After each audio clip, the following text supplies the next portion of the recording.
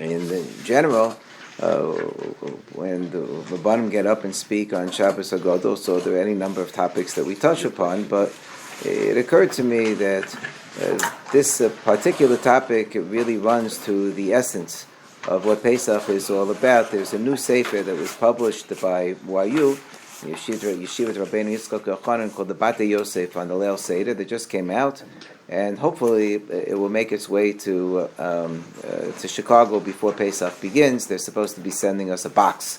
Yes, and if we get our shipment before Pesach, we'll distribute some of the Sfarim. I have an article in the Sefer, but there are a good 400 pages or so of a lot of insights from Rav Soloveitchik, a lot from Rav Shachter, Rabbi Willig, Rabbi Neuberger, and other Rabbanim from the YU world. So Rabbi Yochanan Adler, who's a chaver of mine, published a very nice piece about how the whole concept of the word Seder really indicates that all of the mitzvahs of the Seder are meshulavos subizu, that they all are integrated with each other. That's the idea of a Seder. And when you have an integration of a number of different themes and ideas that you're all trying to put in the proper order, present in the proper fashion, usually there's also a motif. This is a word that I heard about when I was taking music. When I was in college, it was a requirement. You had to take art or music. I sat through one day of art and realized I had to run for my life, so I took music instead. And I learned about dotted rhythms and arpeggios, and I learned about motifs. And the motif is sort of the theme that is constantly present if you pay attention over and over again throughout the composition. So the real motif of the Seder is the Magid. The Magid is the unifying force. We fit in everything else, all the mitzvahs of the Seder. We fit in matzah, maror, whatever else, charosas, kapas, everything that we do within the framework of performing this extremely important mitzvah, which is the mitzvah of Sipur Yetzias Mitzrayim, which is the mitzvah which is only once a year. And the question is, the immediate question that many of the Meforshim asked and really didn't necessarily have good answers for. It's raised by Minchas Chinuch, it's raised by Pri Megadim, raised by many, is what's Manishtana Laila Zeh Mikol Leilos? Quite literally, what do you mean? You have a special mitzvah of Sipur telling the story of Yetzias Mitzrayim. We have a mitzvah every day of the year called Zechiras Yetzias Mitzrayim. We have a mitzvah that where's the Mantis Yom that we're supposed to recount the fact that we left Mitzrayim, and that's something we're supposed to do not only every single day, but the Haggadah itself goes out of its way to make the point that this is a discussion between Ben Zoma and the Chachamim as to whether we have an obligation not only in the daytime but also in the nighttime, and we paskin like Ben Zoma that there's an obligation both in the daytime and the nighttime. It's how the Rambam paskins in Hilchos Kriyashma, Perek Aleph, Halacha Gimel, that because it says Kol Yemei Chayecha is Hayomim, and Kol Yemei Chayecha is Haleilos, as opposed to the Chachamim who say, no, you only have an obligation during the daytime, not during the nighttime. With Kol Yemei Chayecha is Rabbos Yemos HaMashiach, comes to include when Mashiach comes, that we'll still have a mitzvah of remembering Mitzrayim even at that time, even when the miracles are going to be even more spectacular. So it seems to work its way into the Haggadah, and yet the overriding pasuk is not really the Mantiskos Yom Tzitzcham Eretz Mitzrayim when it comes to the Haggadah, but rather the pasuk of V'gadta the Mincha B'Yom Leimor. Ba'avor zeh asa Hashem Levi Tzeisim Mitzrayim. Ba'avor zeh b'shah she'matznu mar munachim lefanecha. That on the Seder night we're supposed to have a special recounting, a special story that we recite and we convey regarding Yetzias Mitzrayim, regarding the Exodus from Egypt. Now, I point you to the third source in the sheet that I've compiled, which is the Sefer Charedim. Sefer Charedim notes that there are two aspects to the mitzvah Zechiras Yetzias Mitzrayim. You'll see why this might be important. And he divides it up between a Zechira Belev, a constant awareness you're supposed to have in your heart, and the Zechira Pepeh. And he says that if you look closely in Parashas Bo, we have this in Parak Yud Beis in Parashas Bo, that it's introduced with a different pasuk, one that we haven't even brought up until now, and that's a pasuk that says Zachor es hayom hazeh asher yitzasem me'eretz Mitzrayim. It says, remember this day that you've left Eretz Mitzrayim. If you take a look at Rashi, the Chumash, we all are careful, I assume, about being Ma'abir Sedra every single week. We read Shnai Mikra V'Echad Targum. Many of us are Yotzei Echad Targum by reading the Rashi.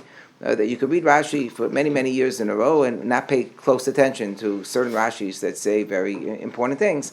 And the Rashi on the pasuk of Zachor as Yom Hazeh Sheretz Mitzrayim says, yeah. So we learn from this that there's a mitzvah Shetazkiru Yitzias Mitzrayim B'Chol Yom. This is a mitzvah Zachiras Yitzias Mitzrayim. Who knew?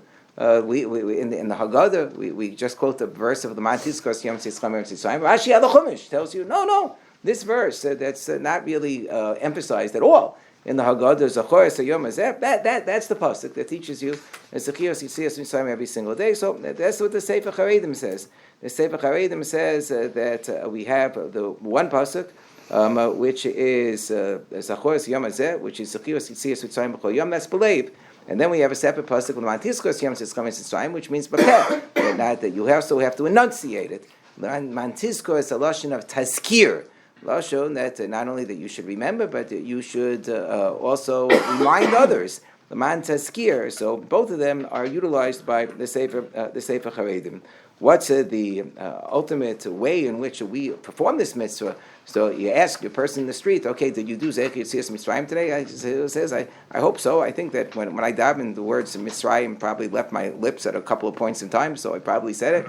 How do we fulfill the mitzvah? We do it in part of Kriya Shema. We do a part of Kriya Shema, the very last pasuk of Kriya Shema, as you're getting to the very, very end. Hashem Elokechem Emes. How does it end? Ani Hashem Elokechem Asher Otzeisi Eschem Eretz Yisrael V'yos Lachem Elokim Ani Hashem Elokechem. While presto. That's your fulfillment every single day of Zachiras Yitzias Mitzrayim. How do we do it? B'yom u'b'leilos? Because we recite all three parashiyos of Kriya Shema in the morning, and we recite all three parashiyos of Kriya Shema at night. As long as you get in the third parsha, so you get in your mitzvah of Zachiras Yitzias Mitzrayim.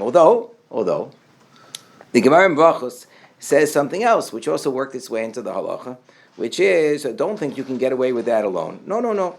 You also have to say Emes V'Yatziv in the morning. You have to say Emes V'Emunah in the afternoon.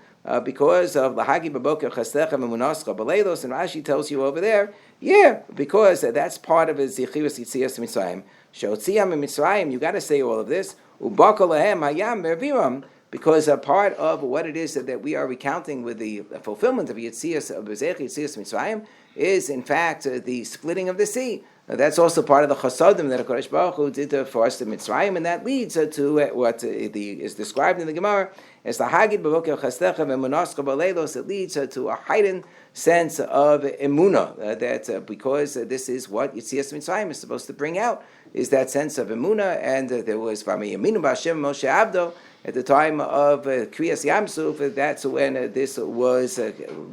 this came to a crescendo in terms of the awareness, the appreciation of the existence and the intervention of HaKadosh Baruch Hu.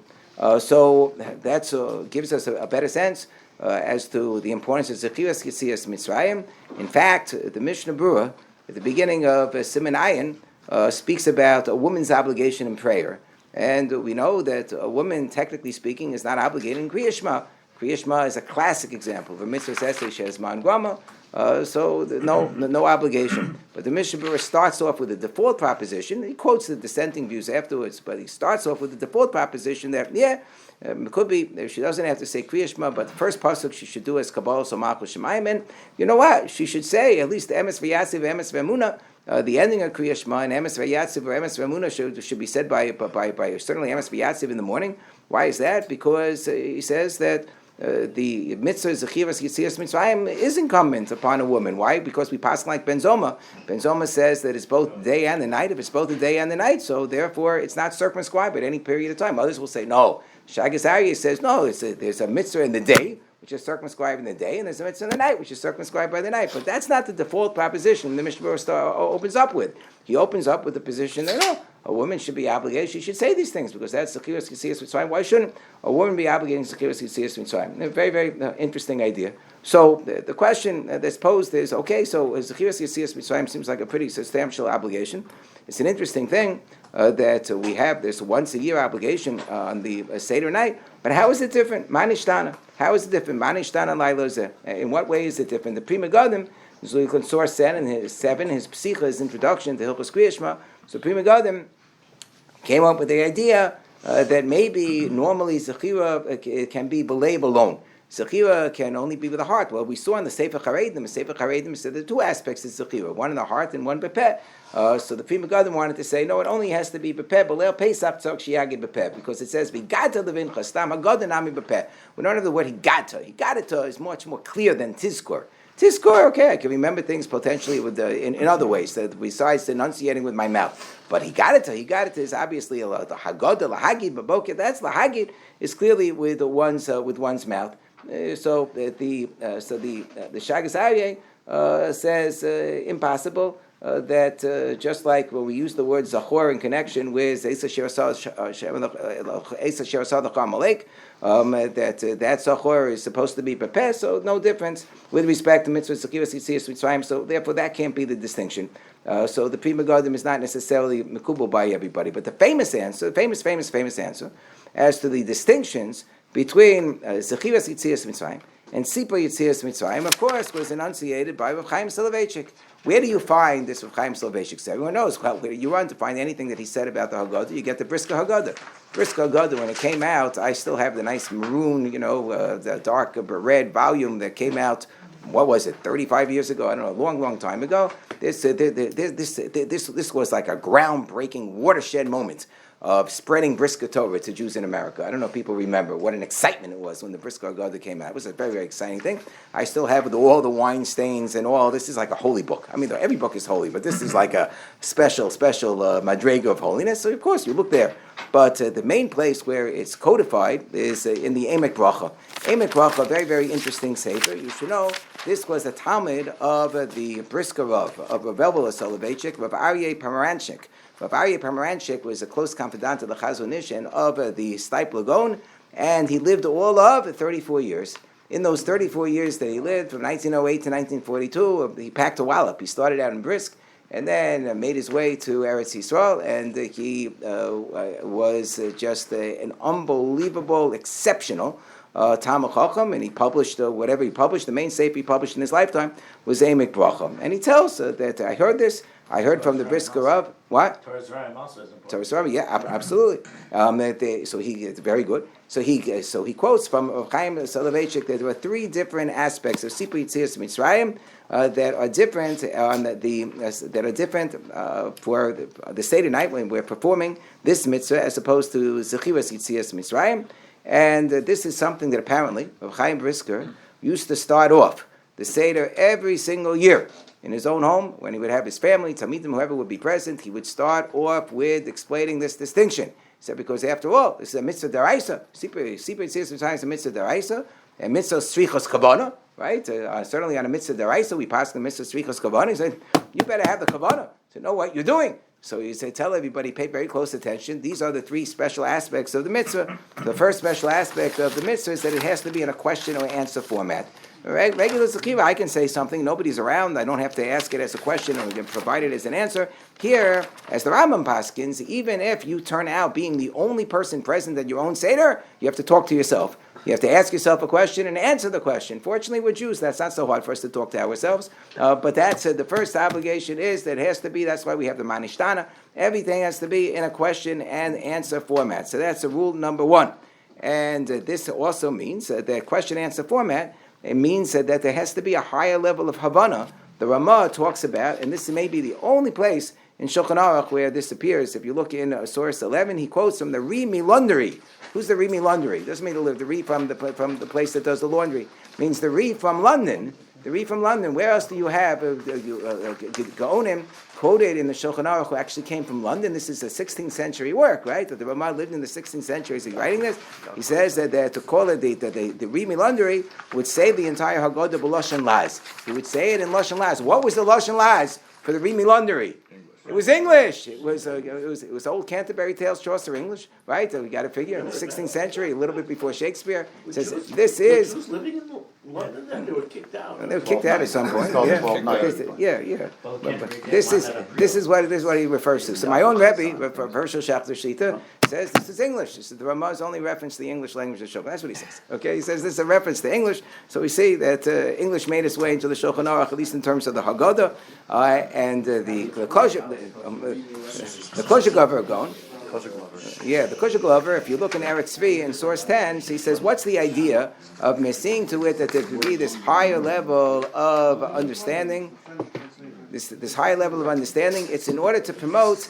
It's like when people ask me about whether I'm going to give a tshuva about a particular topic. I say, "Oh, this neighbor of mine, they're doing this terrible thing or whatever." You know what? So you have to tell them that they can't do this. So I say, I don't tell people a tshuva unless they ask me a shaila. It says this is the nature, the why all of the svarim which elucidated halacha over the years. They're called svarim or shailos uchuvos. Because nobody's interested in your tshuva unless they first ask the shaila.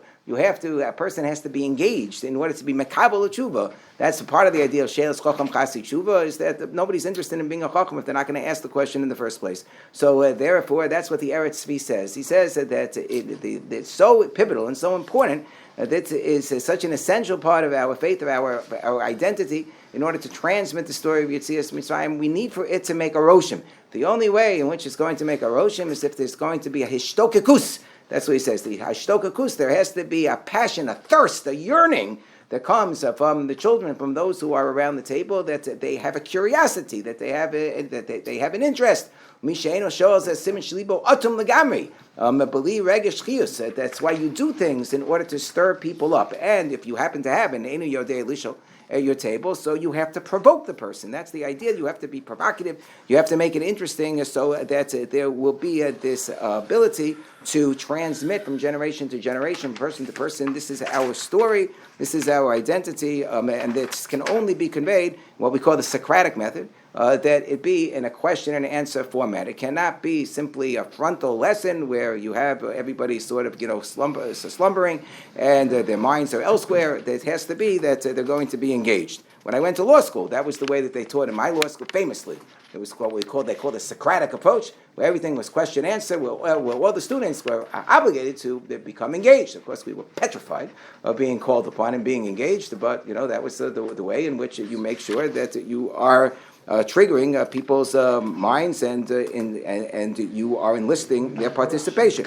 That is number one. Number two, says Rav Chaim Soloveitchik, quoted here by the Emek Bracha in source 9, that it requires an elaboration upon the Hishtal Hadarim.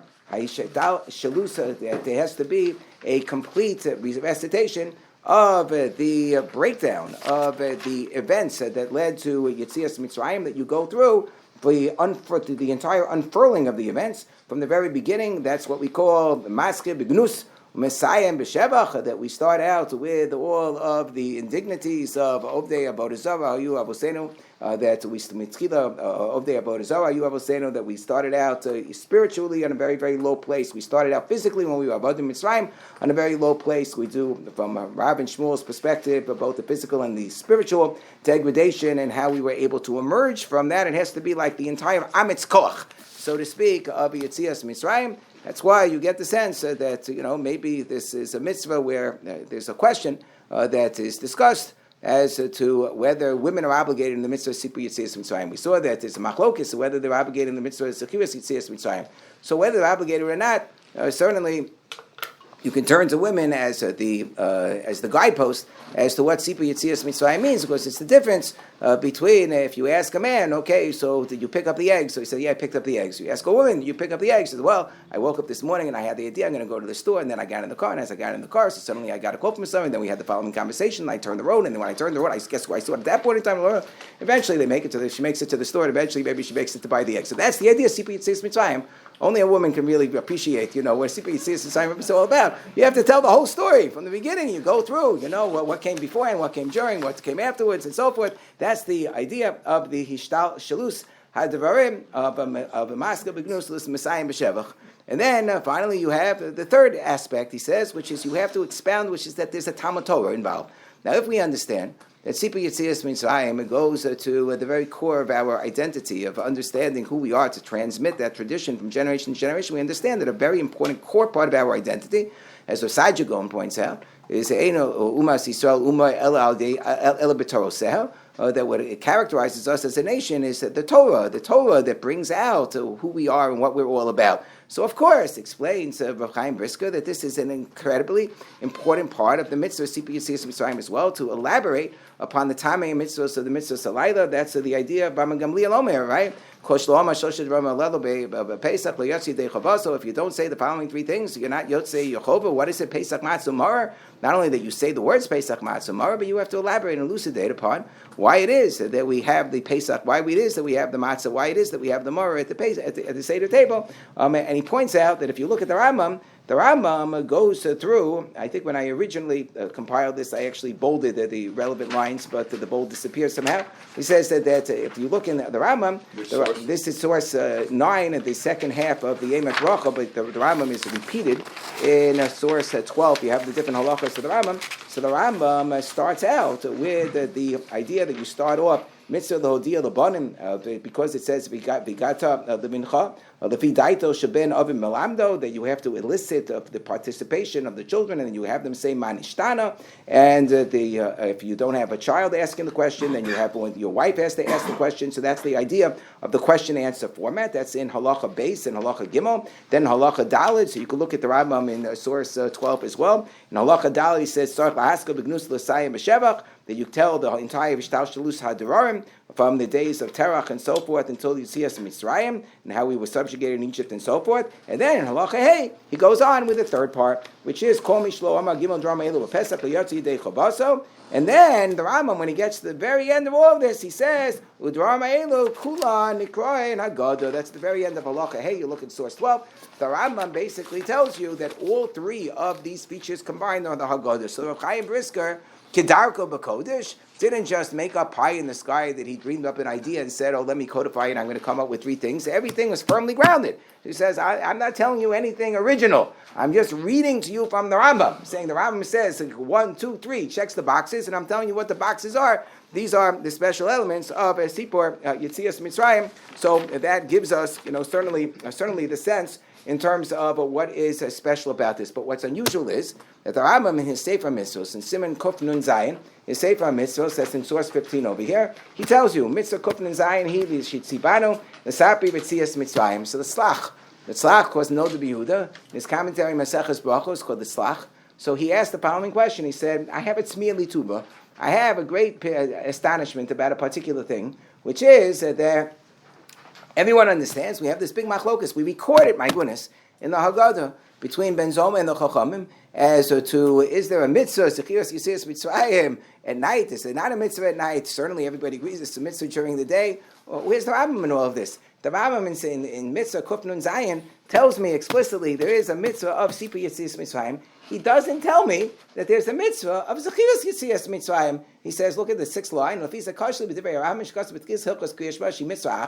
He tells us in Hilchos Kriyashma that I have one mitzvah. Which is I'm supposed to read 3 parashiyos. He doesn't say the last pasuk of the 3rd parashah of Kriyashma, by the way, is a separate mitzvah, which is called Zechiras Yetzias Mitzrayim. No, nothing doing. I have a 4-way machlokis of how much of Kriyashma is a mitzvah deraisa, right? I have the Ramban who says that the first pasuk is a mitzvah deraisa, because that's why the Gemara says you have to have kavanah for the first pasuk. I have Rashi who says the first parak. I have the first Rashi, the beginning of Maseches Brachos. I have Tosfos who says no, it says v'shak b'chov kumecha with respect to the first 2 parashiyos. So the first 2 parashiyos says deraisa, and I have the Rambam. The Rambam says the whole thing, right? Kriyas, look at the source 14. Kriyas shalosh parashiyos edo seder zeh hinagin grace Kriyashma deraisa, the way interpreted by the Pri Megadim and many others. He's saying all 3 parashiyos are a mitzvah. But what is the mitzvah? So the Rambam is telling you that the mitzvah is Kriyashma. It's not a mitzvah of Zechiras Yetzias Mitzrayim plus Kriyashma. It's one mitzvah of Kriyashma. So ask the Tzlach, what happened to the mitzvah of Zechiras Yetzias Mitzrayim? It doesn't make any sense. Why shouldn't there be a mitzvah? So there are a number of different answers that are given to that kasha. One answer is that, well, the Rambam writes in his Shorish, he has his Shoroshim, in his Sefer HaMitzvos, where he tells you sort of the basic foundations of how he counted the various mitzvahs. So he says that one explanation is that I only count those things that are explicit in the Torah, where you can look at Pashup Pshat as the mitzvah. But if it was derived from a drasha, so then that doesn't get counted as a mitzvah, because that was just something where it was there had to be a whole interpretive process. So interpretive process, even if it counts as a Reiss, it's not going to count as a mitzvah, one of the 613 mitzvahs. Here, the Pashup Pshat of the Mantiskos Yom Tzitz Kam Eretz Yisrael Koyim Echayacha is going on the mitzvah of a Korban Pesach is going on matzah, that you eat the Korban Pesach and you eat the matzah, so you'll remember that you left Egypt. But then, as a secondary level of additional interpretation, we say the Mantiskor teaches me that there's also a mitzvah Zechiras Yitzias Mitzrayim. It's nice. That's one answer that's given. Rav Chaim Soloveitchik famously gives another answer, and this is an explanation of why in the world we speak about the mitzvah of Zechiras Yitzias Mitzrayim at the beginning of our Haggadah. If Zechiras Yitzias Mitzrayim is every single day, and the special feature of the Haggadah is that I'm fulfilling a mitzvah Sipur Yitzias Mitzrayim, so what do I care about this long, elaborate discussion between Rabbi Elazar ben Azariah and the Chachamim as to whether it's applicable in the nighttime or it's not applicable in the nighttime? That has to do with a mitzvah that's every single day of the year. That's not specifically a mitzvah for this night, so why am I focusing upon it? So Chaim Soloveitchik knows it is important, because specifically, since we paskin like Ben Zoma, the Rambam right there in source 14, paskins like Ben Zoma, he says that this is an obligation that we have to do this, in the daytime and in the nighttime. Koren also b'layla, ne'sheish ba zicharon zitzias mitzrayim, mitzvah ask zitzias mitzrayim v'yom u'v'layla, because it says the Mantiskos Yom Tzitz Kam Eretz Yisrael Koyim Echayacha, but it doesn't list it as a mitzvah in the Sefer Mitzvahs. So the Rambam does say that he paskins like Ben Zoma. So says Chaim Soloveitchik,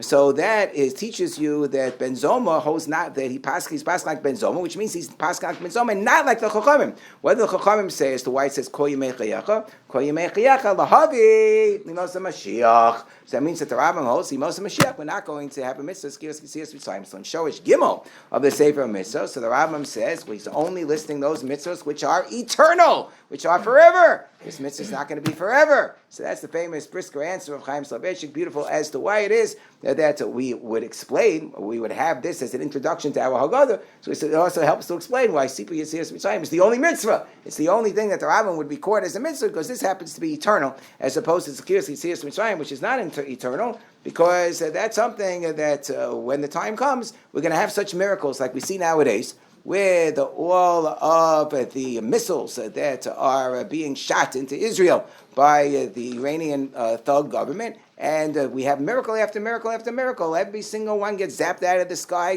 pretty much without fail. It's be nissim beneath flows of unbelievable dimensions and proportions that we see nowadays. So he says at a certain point in time, people are only going to be talking about those nissim beneath flows, and that'll be sufficient for them to be able to sustain their emunah. We said, this is for a purpose of sustaining our emunah. Person gets saved from a wolf, and he talks about, wow, I was saved from the wolf, and then saying he gets saved by a lion, so say saved from a lion. So then, of course, his entire recounting of what the miracle that occurred to him is going to be how I was miraculously rescued from a lion. He's not going to talk about I was saved from a wolf or a cat or a mouse anymore, because that's not going to be quite as remarkable. So therefore, I understand that this would be applicable only for as long as Yitzias Mitzrayim is the main miracle that enables us to appreciate and have our emunah and Kadosh Baruch Hu. But that could potentially be supplanted. It's an interesting thing, and that also may explain why should Sipur Yitzias Mitzrayim, according to this explanation, be eternal as opposed to Zechiras Yitzias Mitzrayim. So we can explain that one of the reasons why Sipur Yitzias Mitzrayim is eternal, because it's not merely about emunah. It's not merely about emunah. Sipur Yitzias Mitzrayim is about how we became avadim to HaKadosh Baruch Hu. We went from being avadim from Paro to being avadim towards HaKadosh Baruch Hu, that HaKadosh Baruch Hu almost like acquired us as a nation by virtue of the incredible chesed that HaKadosh Baruch Hu did with us, that He took us out of Mitzrayim. So Sipur Yitzias Mitzrayim on a fundamental level, in terms of why it is that we elaborate so much and we tell the story of Yitzias Mitzrayim. So a large part of it, if you think about it, is one of the major cornerstones of the way in which we express Sipur Yetzias Mitzrayim. Something that the Gemara says we have to do is we talk about the parsha of Arami Oved Abi, that we're supposed to darsh in that pasuk of that parsha in Parshas Kisavo Arami Oved Abi. What in the world? Why focus on that? We have all the psukim in Parshas Bo that talk about our Yetzias Mitzrayim, how we left Egypt. Why do we have to speak so much about what we say when we bring Bikurim? Because this is the one parsha that's all about giving Shevach V'Hodaya to HaKadosh Baruch Hu. We say Higadati Hayom L'Hashem Elokecha, which is a translation. If you look at the Targum Yonasan, that we say Odinan Yom Adain, that we have a Hodah's Baal Din. As Rashi said, that we're not Kifuye Tova, so that is something which is always going to be true, regardless of all of the generations or whatever else happens to us. Even if you get saved from a lion, nonetheless, if you get saved by HaKadosh Baruch Hu from the lion, so that's good enough for you to have the emunah on HaKadosh Baruch Hu. But the fact that HaKadosh Baruch Hu saved you from the wolf 2,000 years ago or 3,000 years ago is still a reason why you should express hodaya. You stop expressing gratitude to somebody because of the fact that they did a bigger favor for you, so you're no longer going to be grateful for the lesser favor that they did to you originally. No, that's extremely important. And not only that, but the Medrash Tehillim, if you look in source 21, says that there was something very, very important and seminal that happened at that point in time when HaKadosh Baruch Hu did all of those chasadim to us. And this is one of the reasons what we say in the Haggadah, that if HaKadosh Baruch Hu, Ilu lo tzei HaKadosh Baruch Hu, Osanu Misham, Hayinu, Avadim L'Paro Mitzrayim, we would still be slaves to Paro and Mitzrayim. Why would we still be slaves to Paro and Mitzrayim? Wouldn't we eventually have gotten out? Something would have broken. So the answer is, that Rav Aaron Soloveitchik actually used to say this. This was one of the things that it was a fellow. He lived here in Chicago for a while, Rabbi Josh Hoffman. Rabbi Josh Hoffman, we know one of these, Hoffer, was a great Talmud of Rav Aaron Soloveitchik. So Hoffer used to like to say, the name of Rav Aaron Soloveitchik, why did, I'm sure Rabbi the Prero is familiar with this because he knows all the Torahs of Rav Aaron Soloveitchik, that what does it mean that we would still be Avadim L'Paro Mitzrayim if he hadn't taken us out from there? Because then Paro would have sent us out. And then we would have had our Hakaras HaTov towards Paro and not towards HaKadosh Baruch Hu. So we needed this as part of our freedom, that we wouldn't be beholden to anybody else. And the Medrash says so beautifully, says that on the night in which the plague of the Makas Bechoros occured, so Paro said that he says Amulo Mevakesh Ata L'Chalos Tamake Azos. Moshe and Aaron said to Paro, you want us to eradicate this Makkah? Then you should say that you are hereby B'nei Chorim. Hareyatem b'shuschem beinatem abadai ela abdei Hashem. So therefore, Paro said, "Hiska Paro tzavech ve'omer l'shava yisem abdei," that you used to be that you were my slaves, but now you are in fact free men. Hareyatem b'shuschem, hareyatem abdei Hashem. That this was the moment in which we received our independence, not only physical independence, but our spiritual independence and our psychological independence as well, that we would not beholden in any way to Paro. And this was essentially the real emancipation, where Paro said to us, you are in your own rishus, and therefore you are Harei Atem Abdei Hashem. And this goes together with the reason that we're praising HaKadosh Baruch Hu, that HaKadosh Baruch Hu is the one who's doing this, who's extending this benefit upon us.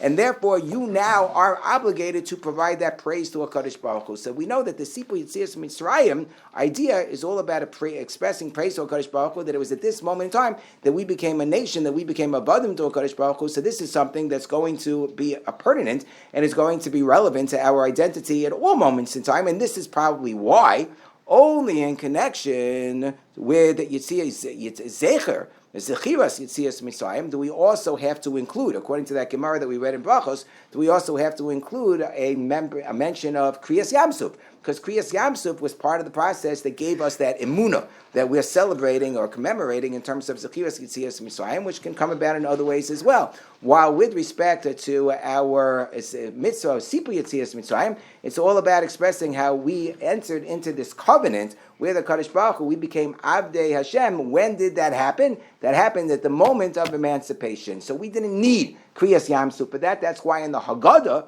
of the Rambam, there is no mention of Kriyas Yamsuf altogether. All those paragraphs that we have of, and Kriyas Yamsuf, there were another, 20 plagues, 50 plagues, 150 plagues, 250 plagues, whatever it is. All of those additional paragraphs are in the category According to the Rambam, that would be called Hamabil Asap Yitzias Mitzrayim Reizem Meshubach, but it's not the essence of Yitzias Mitzrayim. It's not included altogether in the Haggadah of the Rambam for that reason. So we can understand that. We can understand it very, very well. Now there was a third answer that Rav Chaim Soloveitchik provided that was only related by his grandson Rav Yosef Dov Soloveitchik. So the Rav somehow heard this from his grandfather, but the Soloveitchiks who moved to Eretz Yisrael didn't hear this teretz. So Rav Shechter said that when he visited once with Rabel Soloveitchik in Eretz Yisrael and was going over these inyanim, whatever in the conversation, said Rabel never heard this answer. Rabel never heard this answer from Rav Chaim Soloveitchik. This only came from the Rav. So the Rav's Talmidim have the benefit of this answer. And in Eretz Yisrael, they didn't know from this answer. Maybe now they've heard of it by now. It's been published, but okay, whatever. But the next answer of Chaim Soloveitchik is it's beautiful. He says, you know why that the Rambam didn't count Zechiras Yitzias Mitzrayim as a standalone mitzvah because of the fact that Zechiras Yitzias Mitzrayim was part and parcel of the mitzvah of Kriya Shema, according to the Rambam, because Kriya Shema is all about Kabbalah's Ol Malchus Shemayim. So the idea of Zechiras Yitzias Mitzrayim is that we are mekabel upon ourselves Ol Malchus Shemayim through Zechiras Yitzias Mitzrayim. This is an important way in which we all witness the presence of a Kadosh Baruch Hu to accept upon ourselves His kingdom. That's the famous explanation of the Ibn Ezra, if you look in source 23, as to why it says in the first of the Dibros, the first of the Aseres of Dibros, Anochi Hashem Elokecha She'otzei Me'eretz Mitzrayim B'beis Avadim. So the Ibn Ezra asked the question in the name of his Mechutun. What was the relationship between the Ibn Ezra and Rabbi Yehuda Levi, the Kuzari?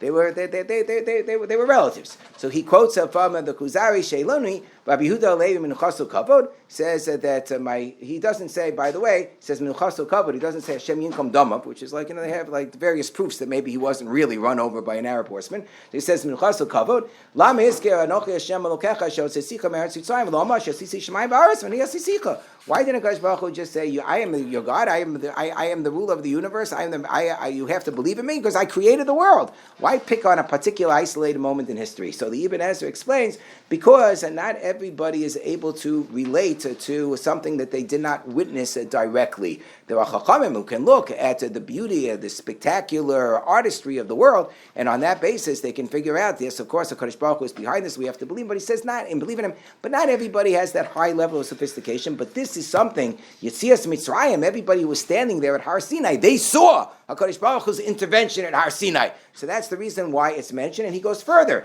and he says, and also as a result of that, they understood, because of the chasadim that HaKadosh Baruch Hu did for them at Har Sinai, they have an indebtedness towards HaKadosh Baruch Hu. They have to be mekabel or malchus shemayim of HaKadosh Baruch Hu. So therefore said Rav Chaim Soloveitchik, based upon this Ibn Ezra understanding of the Rambam and so forth, that's the reason why the Rambam doesn't count it as a mitzvah, because it's all included within the mitzvah of Kabbalah Sol Malchus Shemayim, which is the essence of Kriya Shema, and that's why the Rambam held that all three paragraphs of Kriya Shema were one united and collected a mitzvah de'oraisa.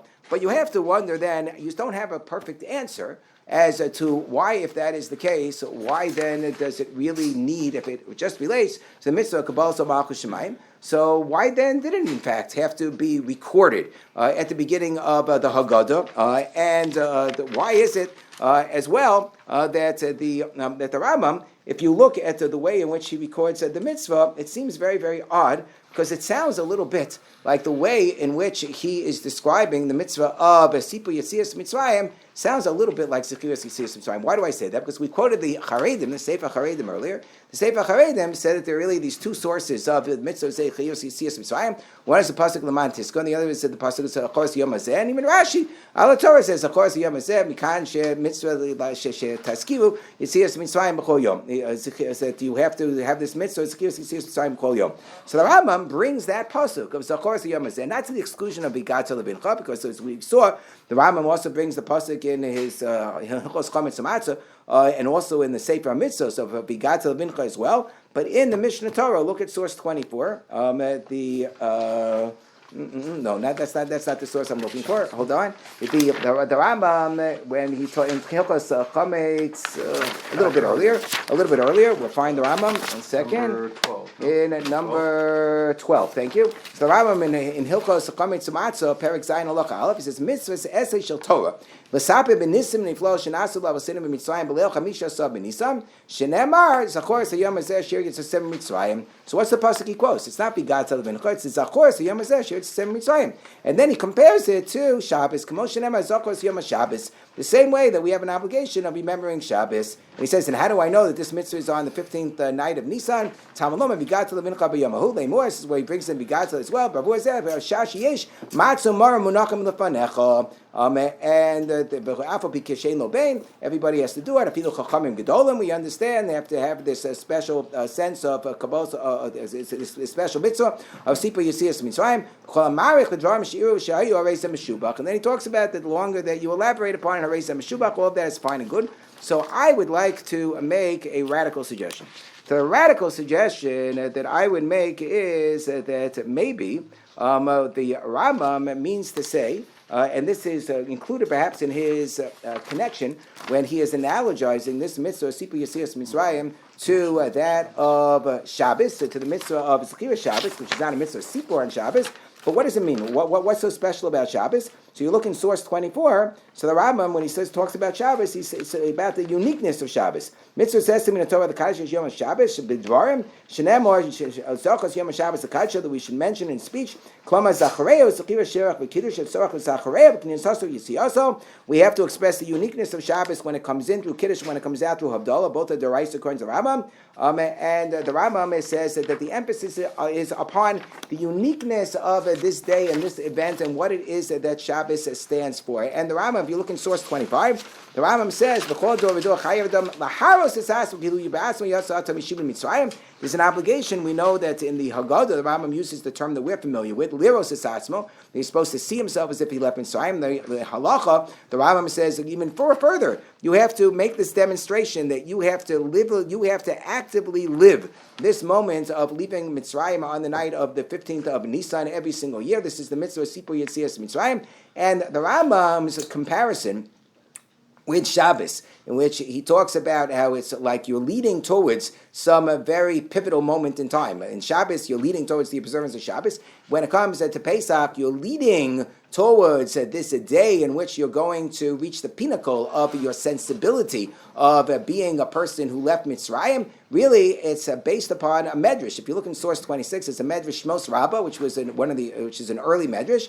V'izarli Yisrael Kishem Shebarasi Yisrael Mamati Lo Yisrael Liskos Yom Shabbos Seichel Ma'aser V'Reishis that HaKadosh Baruch Hu commanded us the same way He commands us to remember Shabbos. Shenema Zokos Yom Shabbos Kaka Yizokum Anisim Shasitz L'Chem Mitzrayim. So to remember the nisim that I did Mitzrayim Zikul Yom Shitziyasa Shitzasa Misham Shenema Zokos Yom Azeh Shitzasem Mitzrayim. However, the Rambam is saying that this comparison is not teaching me the mitzvah of Zechiras Yetzias Mitzrayim, it's teaching me the mitzvah of Sipur Yetzias Mitzrayim. So what's going on over here? So I want to suggest that maybe for the Rambam it's all one big continuum, meaning that Zechiras Yetzias Mitzrayim every single day, according to the Rambam, is meant as a hechsher mitzvah on some level for the experience of Sipur Yetzias Mitzrayim. We need to be reinvigorated through that re-experience, through that new dose of having that sense of connection, appreciation for HaKadosh Baruch Hu, accepting upon ourselves that abdus towards HaKadosh Baruch Hu based on what we experienced during Yetzias Mitzrayim itself, but we're not going to be able to access that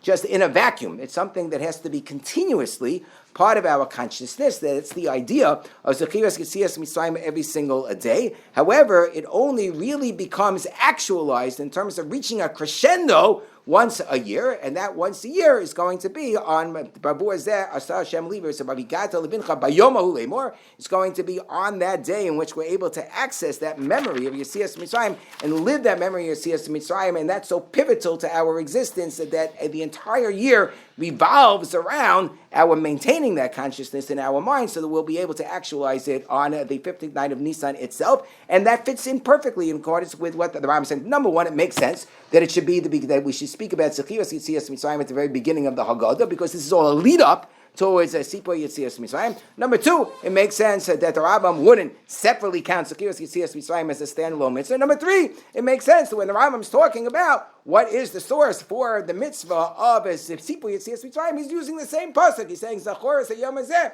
Asher Yitzasem Mitzrayim, because of the fact that it's all one continuum, one leads up to the other. That this is just the highest level of performance of that mitzvah that only occurs once a year, and it actually works out well according to the Ramban al HaTorah, because the Ramban famously at the end of Bo, this is one of the top 5 famous Rambans al HaTorah, maybe one of the top 3. Okay, I don't know if it's the top 1. It depends who you ask, but it's certainly up there in the top 5, where the Ramban says that why is it that I have so many mitzvahs that hearken to Yetzias Mitzrayim? And he says because the HaKadosh Baruch Hu can't just go and perform Nisim Gluyim for every single generation. We're not worthy of it, and it's not really the way HaKadosh Baruch Hu wants the world to function. He wants us to operate within Teva in order to have a Bechira Chavshis,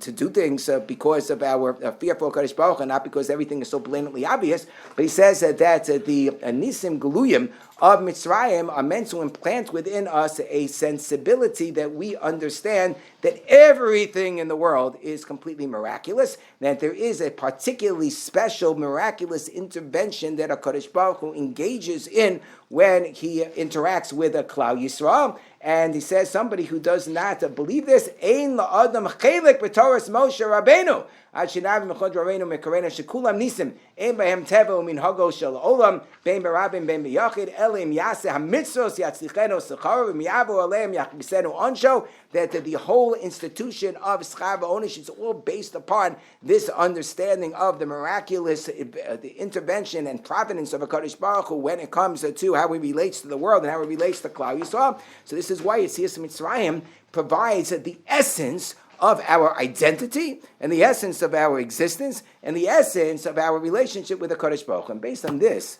understanding, I can answer another question, which is, it's a question that all of the Meforshim ask, which is, why is there no bracha on the Haggadah? Why don't we say Asher K'Yishav Tzitav Tzivano Lahagi Des Haggadah, or the Sapi B'Tzias Mitzrayim?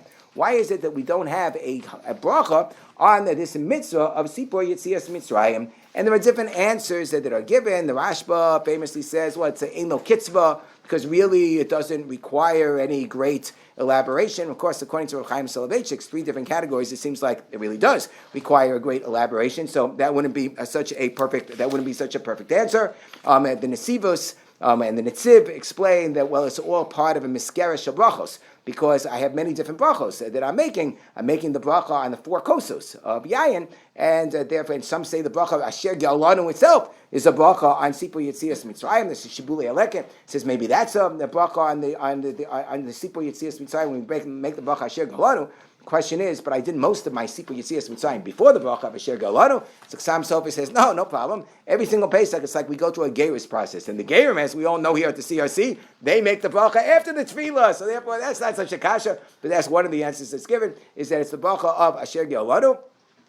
And or that you don't have a separate bracha when a mitzvah is performed within a miskeres brachos. That's why the Baal HaMaor said that originally, before we started blowing the shofar before Shmona Esrei, when all the tkiyos were only during Shmona Esrei, so he said there was no bracha al tkiyos at that point in time. But the Maharal says something very interesting in the Gevuras Hashem. So the Maharal, if you look in source 29, the Gevuras Hashem, so the Maharal says that you know why there is no bracha, because even though Sipur Yetzias Mitzrayim is of course accomplished b'peh, it's something which requires us to verbally enunciate all of our experiences of Yetzias Mitzrayim and to have this interaction with our children, with others at the table, back and forth and so forth. He says, but the whole purpose of it is to be ma'orer es halev.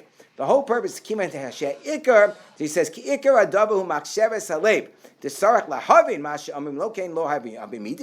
why we translate even into English according to the Rimi London that you have to understand everything. The kiman she'iku, as opposed to he says Talmud Torah. Talmud Torah, I can make a birchas to Torah and not understand what I'm learning, and that's still going to be okay, especially if it's Torah shebechtav. I can be yotze even if I don't understand it. But he says kiman she'iku b'leiv l'shayach bracha el b'mitzvah she'ikav v'shalah b'maiser. That's the Maharal's general principle that he says that you only make a bracha with respect to something which is b'maiser. So I want to maybe build upon that Maharal in this particular instance and say something a little bit different. If you look in source 30, okay, the Ran quoting Rabbeinu Haigon. So the Ran quotes Rabbeinu Haigon, who says that he asks a type of question, which is normally when I say Hallel, I make a bracha, right? So I make a bracha on the Hallel, right? Everybody knows that. We all make a bracha on the Hallel. So he says, why don't I make a bracha on the Hallel on Pesach night? So, well, I do in Shul. Well, not everybody says Hallel in Shul. And here you say Hallel in Shul. It's a different Hallel that you're saying during the Haggadah. So why is there no bracha in the middle of it? So he says, I'll tell you why. She'ena anu korin also b'Torah. Korin says this is Rav Haigon. So this is like a pretty good source over here, early source. This is not like, some pseudo Hasidic, modern day personality. So she'ena anu korin also b'Torah. Korin ella b'Torah omer shira says because you're bursting out in spontaneous song. When you burst out in spontaneous song, you don't first say, okay, let me make a bracha, and then burst out in spontaneous song. Then it's not spontaneous song anymore. So that's the idea. When you're just feeling an emotion, you're feeling an excitement, you're feeling a connection to a Kadosh Baruch Hu, you go straight into it. You don't first make a bracha. And that's consistent also, this is something pointed out by Rav Eliyahu Baruch Finkel in his Kedusha. By the way, he has a great Haggadah. I don't know if you have anyone who's looking for like a nice new Haggadah, get the Haggadah of Eliyahu Baruch, okay? There are other really good ones too, but this is one that I highly recommend. So he says, so if you look at everything that comes out from Eliyahu Baruch, I highly recommend, but including amongst them the Haggadah. So in the Zohar, so he quotes from the Zohar, who says that when you have the Sipur Yetzias Mitzrayim, there's something going on. That the HaKadosh Baruch Hu is listening and is enjoying basically the fact that we have an appreciation of him and that we have all these hoda'os, but it's more than that. He says that the Kudsha Tehu Chadu that Uvahau Sipur Chadi Bechedba Zamin Iu Lemechte B'Shchinta Li'ama Da'asi Tu Chadu Mikola De'Ha'iu Barnash De'Chadi Memare, that he's so excited to see the happiness, the joy of the fact that his nation, that his people are celebrating their joy in a Kadosh Baruch Hu. The Kudsha B'Richu Chadi B'Hau Sipur, so therefore it brings happiness to a Kadosh Baruch Hu. Beishaita Kanesh Kudsha B'Richu L'Chol Pamal Yadilei, brings all of his ministering angels. V'Amalun Zilu V'Shama Sipur De'Shivcha Dili, listen to how they're praising in the Kamishto, but I v'chadan meporkani, and look at how they're so happy, they're so joyous in the redemption that I provided for them. So therefore, the whole experience of Sipur Yetzias Mitzrayim, not just the Hallel, I'd like to suggest, like Rav Haigon says, but the entire experience is one of a bursting joy. When there's a bursting joy, so therefore maybe this is why there is no bracha with respect to Sipur Yetzias Mitzrayim, because what Sipur Yetzias Mitzrayim is accomplishing is a consciousness, a state of being, a state of awareness, of connection to a Kadosh Baruch Hu that we're really supposed to have the entire year. It reaches its ultimate pinnacle when we're reliving the experience of Yetzias Mitzrayim in the 15th night. It's not something that you could do every single day, but we have to relive that moment of feeling that we're actually encountering and experiencing the Nisim Geluyim at that moment in time. But because of the fact that this is a state of being, it's an identity, it's a consciousness, it's the ikar, the way the Ramban writes, of our understanding, our role in this world and what it means to be Abdei Hashem. So you don't maybe cite a bracha with respect to a state of being. And that's what Sipur Yetzias Mitzrayim really is. It's really just a state of being. And along the lines of what the Ramah writes about in the very first siman of Shulchan Aruch, when the Ramah talks about Shivisi Hashem Lenegdi Tamid. So he says that a person is constantly supposed to have the mindset of Shivisi Hashem Lenegdi Tamid. That's the famous story of how the Baal Shem Tov met with the Noda B'Yehuda, and he said that the Noda B'Yehuda said, okay, you're supposed to be like such a miracle wonder worker and so forth. Tell me exactly what I'm thinking at this moment in time. And the Baal Shem Tov said, yeah, sure, I know what you were thinking. Shivisi Hashem Lenegdi Tamid. So he said, how did you know that? He said, well, because that's what it says.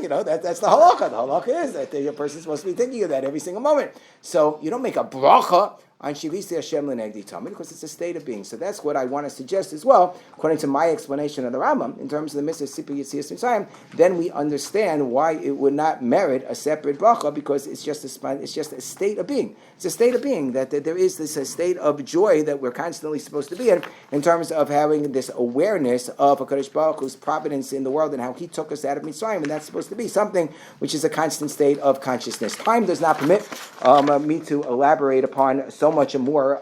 There's a whole section here about whether women are obligated in Sipur Yetzias Mitzrayim, but I will say the following, which is that the Rambam in his Sefer HaMitzvos says explicitly, for anybody who bothers to look carefully, the Rambam says explicitly that women are obligated in Sipur Yetzias Mitzrayim. But it's hard to tell because he's just rattling off numbers of all the different mitzvahs. When he rattles off the numbers, he rattles off mitzvah Kupn and Zion and says, oh yeah, that one women are obligated to in as well. So he holds that they are obligated. And the question is, but when he was rattling off those mitzvahs, Esay Shezman Gwama, the women are obligated in Hilchos Avodah Zarah, he doesn't cite the mitzvah of Sipur Yetzias Mitzrayim. So which is it? Are they obligated or not obligated? And the standard answer is there's like different mahalchim over here. But the best answer, and I saw this in Rav Olshin's Sefer and others, say the same thing, basically, is that he doesn't count it as a mitzvah esei shezman glama that women are obligated in, because it's not a mitzvah esei shezman glama. Because of the fact that, though, the answer that they give is not a mitzvah esei shezman glama, because the catalyst is not the day. The catalyst is the excitement of as the Rambam says, Chayav Adam liros etzasmo and laharos etzasmo kilu yatzim Mitzrayim right now. So the catalyst is leaving of Mitzrayim. Leaving of Mitzrayim is the catalyst, as opposed to the day, like the Ramban says about Sfiras HaOmer, that women are obligated, according to him, Sfiras HaOmer, because the catalyst is the bringing of the Korban Omer as opposed to the day itself. So you can say something similar, but I would say something much clearer than that. It's not a mitzvah because it's constant. Because the mitzvah Sipur Yetzias Mitzrayim is just a continuum of the mitzvah Zechut Yetzias Mitzrayim. And that's why, according to the Rambam himself, it wouldn't be considered to be a mitzvah essay Hazman Grama. So that's what I wanted to say about that particular subject. And finally, with respect to the idea of a Kol HaMabed, L'Sapir Yetzias Mitzrayim, Reiss Meshubach, and all these questions of how Rabbi Elazar and Azariah and Rabbi Eliezer, when they were sitting with the other Tanaim, who were going on all night. Why were they going on all night? When they held that the mitzvah of the Korban Pesach